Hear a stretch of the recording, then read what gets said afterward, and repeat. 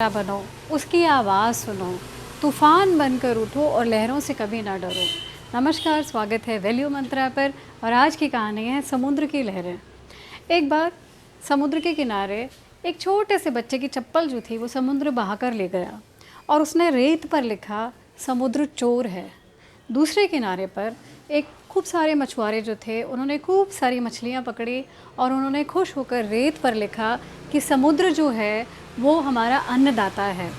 तीसरे कोने पर जहाँ एक बच्चे की डेथ हो गई, उसकी मदर ने गुस्से और दुख में रेत पर लिखा समुद्र कातिल है।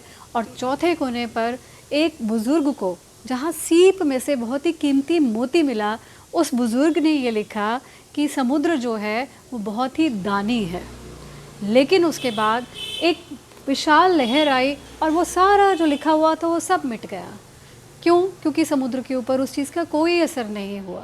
समुद्र जो है वो अपनी विशालता को अपने अंदर समाया हुआ है, उसने अपने हिसाब से सब कुछ करना होता है। हमें भी दूसरों की बातों को ध्यान में ना रखते हुए कि उसने मुझे ऐसा कहा, उसने मेरे बारे में ये कहा, समुद्र की तरह विशाल बनिए, अपने हिसाब से काम करिए। सुख दुख, पाना खोना, जीत हार, ये सब चीज़ें हमारे ज़िंदगी में इम्पॉर्टेंट तो हैं, लेकिन हमें इसे इतनी इम्पोर्टेंस नहीं देनी चाहिए कि हम इसी में खो करके रह जाएं। जब हम पैदा होते हैं तब हम रोते हैं और जब मरते हैं तब रुलाते हैं। इसके बीच का जो जीवन है यही ज़िंदगी है।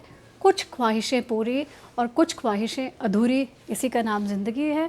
ज़िंदगी जिए और अपने हिसाब से विशाल समुद्र की तरह बनिए, जिस पर दूसरे की बातों का असर ना हो और वो अपने हिसाब से अपने जीवन के डिसीजंस ले पाए। Thank you and stay connected. Bye bye.